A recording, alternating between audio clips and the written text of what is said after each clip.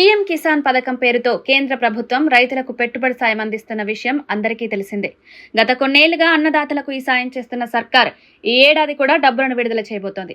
ముఖ్యంగా 19వ విడత నిధుల విడుదలకు ముహూర్తాన్ని కూడా ఇప్పటికే ఫిక్స్ చేసింది. పూర్తి వివరాల కోసం రైతన్నలకు కేంద్ర ప్రభుత్వం తీపి కబురు చెప్పింది. ప్రతి ఏటా అన్నదాతలకు పెట్టుబడి సాయంగా సర్కార్ అందిస్తున్న పీఎం కిసాన్ నిధులు త్వరలోనే విడుదల చేయబోతోంది. ముఖ్యంగా పీఎం కిసాన్ 19వ విడత నిధుల విడుదల తేదీకి ఇప్పటికే ముహూర్తం ఖరారు చేసింది. ఫిబ్రవరి 24 సోమవారం రోజున నేరుగా ప్రధానమంత్రి నరేంద్ర మోదీయే నిధులు విడుదల చేయబోతున్నారు. ఈ క్రమంలోనే ఎకరానికి 2,000 రూపాయల చొప్పున డబ్బులు నేరుగా రైతుల ఖాతాల్లో జమ కాబోతున్నాయి. పీఎం కిసాన్ సమ్మాన్ నిధి యోజన 19వ విడత నిధులను నేరుగా ప్రధానమంత్రి నరేంద్ర మోదీయే విడుదల చేయబోతున్నారు.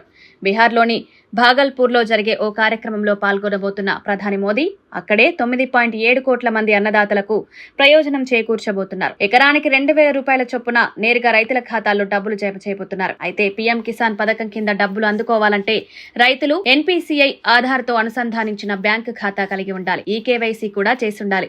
ఇప్పటికే 18 విడతల్లో పీఎం కిసాన్ నిధులు అందజేశారు. ఇప్పటి వరకు మొత్తంగా 18 విడతల్లో కేంద్ర ప్రభుత్వం రైతులకు పీఎం కిసాన్ నిధులు అందించగా చివరిసారిగా 2024 అక్టోబర్ 15వ తేదీన డబ్బును అన్నదాతల ఖాతాల్లో జమ చేశారు. ఈ పథకం ద్వారా ప్రతి ఏడాది రైతులకు 6,000 రూపాయల పెట్టుబడి సాయం అందుతోంది. ముఖ్యంగా 3 విడతల్లో ఎకరానికి 2,000 రూపాయల చొప్పున జమ చేస్తున్నారు. మొదట్లో డబ్బులొచ్చి ఇప్పుడు పొందలేకపోతున్న వారు వెంటనే PM Kisan portal mobile app ద్వారా ఈ కేవైసీని పూర్తి చేయాలి. లేదంటే కామన్ సర్వీస్ సెంటర్ల ద్వారా బయోమెట్రిక్ కేవైసీ పూర్తి చేయించుకోవాలి.